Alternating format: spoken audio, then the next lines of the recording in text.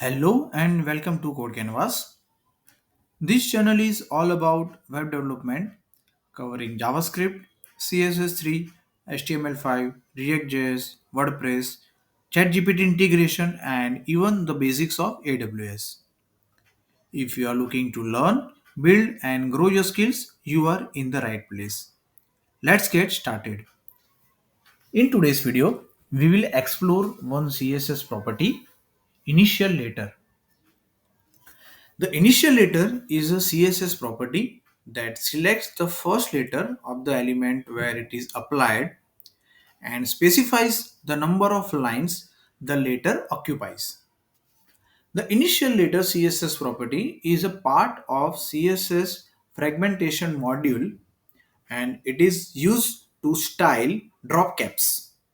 I mean those large decorative letters at the beginning of a paragraph seen in books, magazines, or newspapers.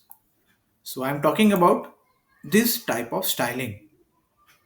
You may have seen something like this on news websites where this first letter, like this, is larger than rest of the paragraph and it is looking really cool. Sometimes it's eye catching, right?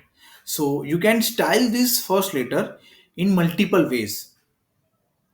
First way, that you can add a span around this first letter and add a class to style it. So let's do it and see how it works. So with this paragraph, let me add one more paragraph, and with that let me add some demo content.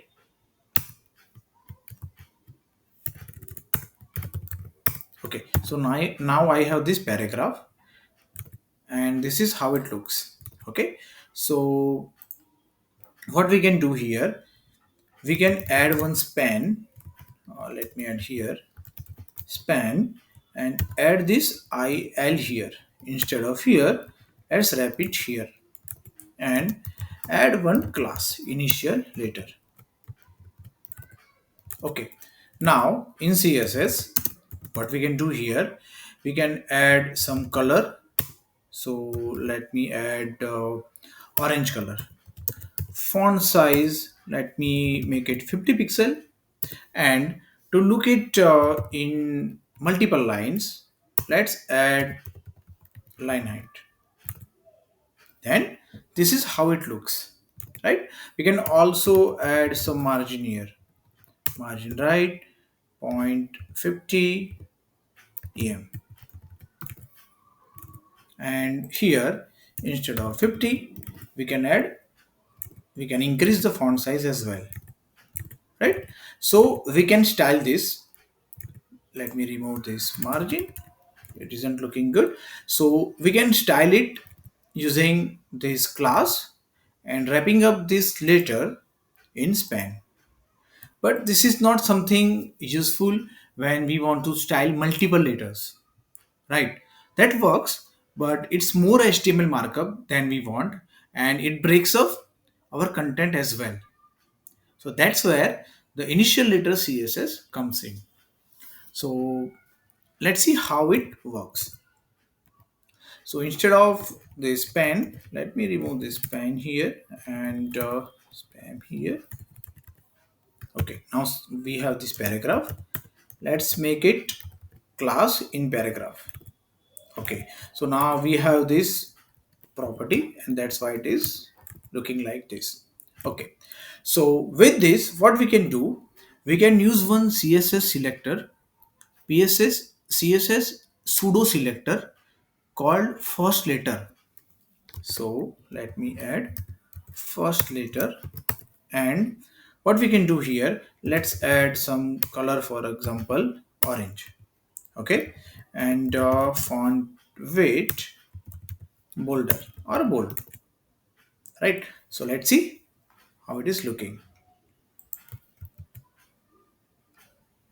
Okay, so now as you can see, this first letter CSS pseudo selector is selecting the first letter here from this paragraph, and we have applied color and font weight as well.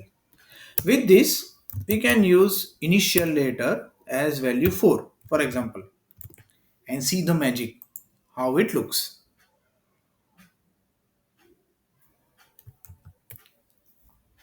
It looks better now.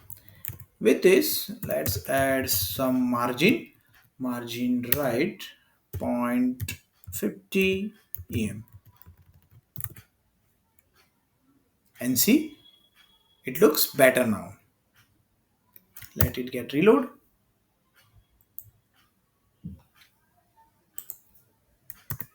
Yeah, it looks better now, right? So this initial letter 4, what does it mean? It is adding this 4 lines of space here. So let me just try to inspect this, and this CSS pseudo selector should be somewhere here. Pseudo here, yeah, pseudo first letter, color font weight initial letter.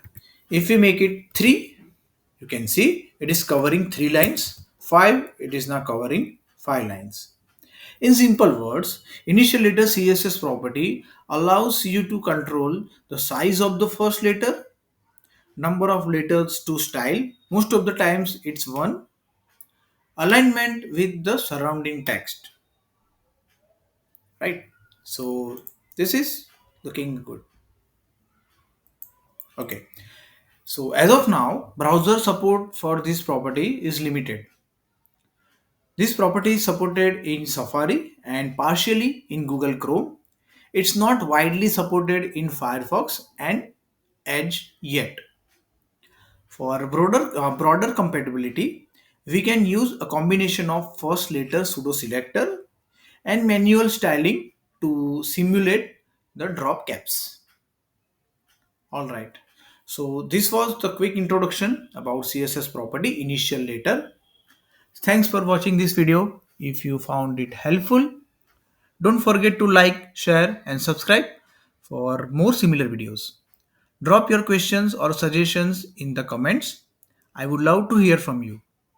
See you in the next video. Until then, keep learning and keep coding.